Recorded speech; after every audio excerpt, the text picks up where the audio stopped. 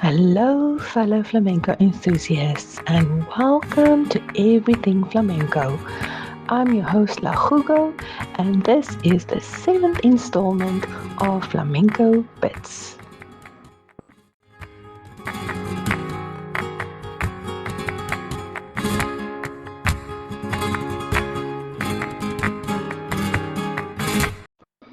So, today we're going to talk about Micaela Flores Amaya, who's better known as La Chunga, although she wasn't as famous as her cousin Carmen Amaya, who we talked about in the previous episode.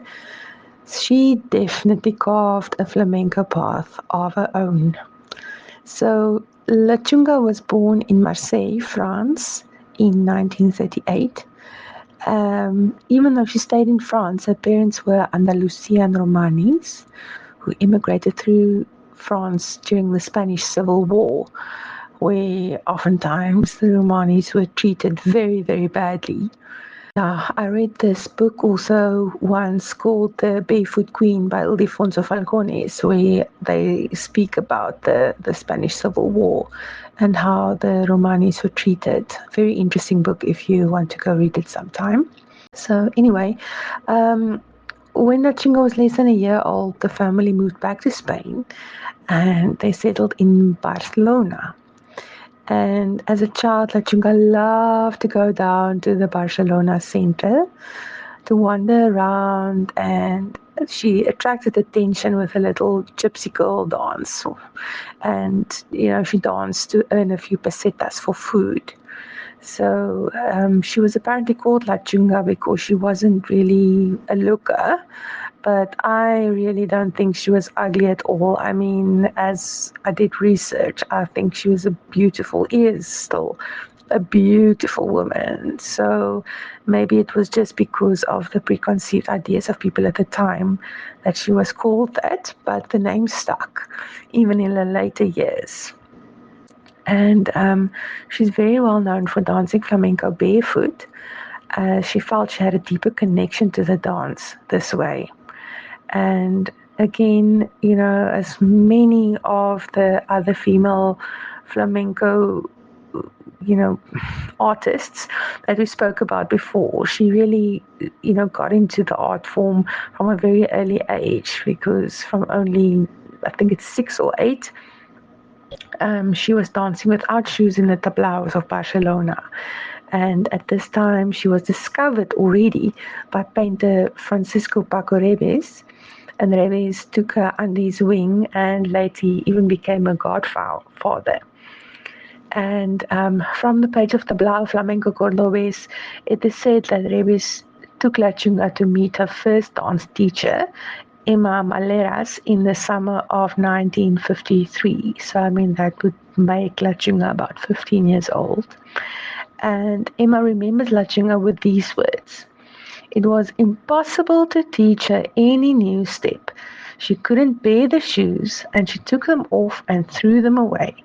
You can't imagine what I went through with her. As she didn't know the days of the week, in order to explain to her when she had to come in, I took her hand and taking her fingers, I said, 'Tomorrow, no, not this one, not that one, the next one.'" So, really such a wild spirit. But Chunga was also a muse for many artists, and it was one of these employers who brought her to the attention of the great lady of flamenco, who we'll also talk about in this Women's Month section of episodes, Pastora Imperio. And she was in Barcelona looking for a young dancer at the time. Pastora made La Chunga her protege.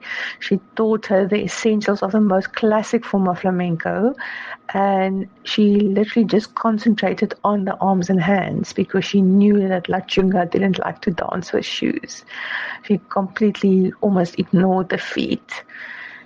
And what La Chunga herself provided was a really intuitive sense of rhythm and the duende that was so necessary to any great flamenco dancer.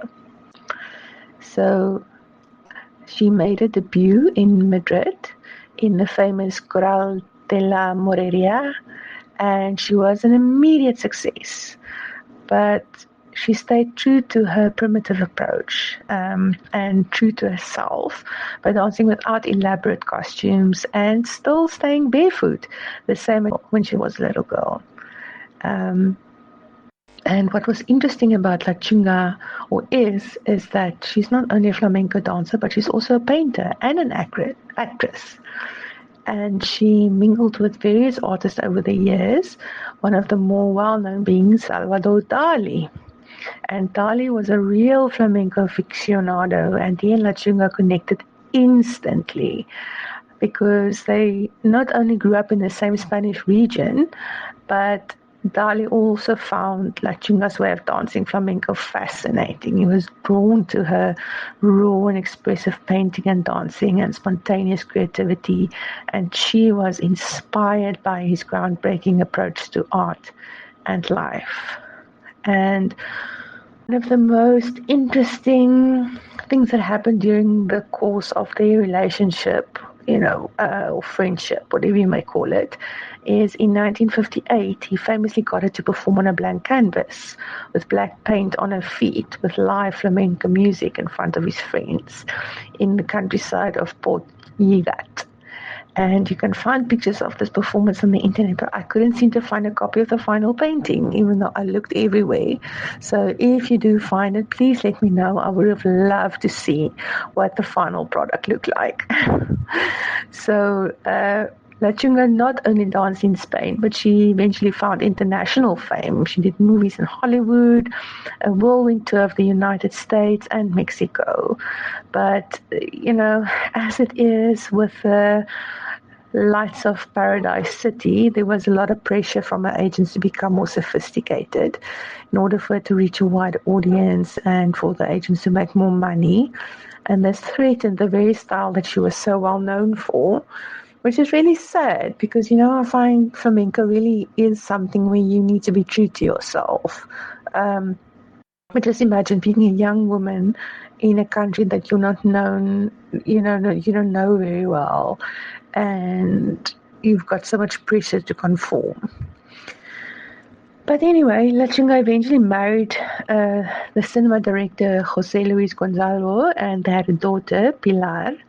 And now in her 80s, she lives in Madrid, she still paints all the time, and she dances flamenco now and again.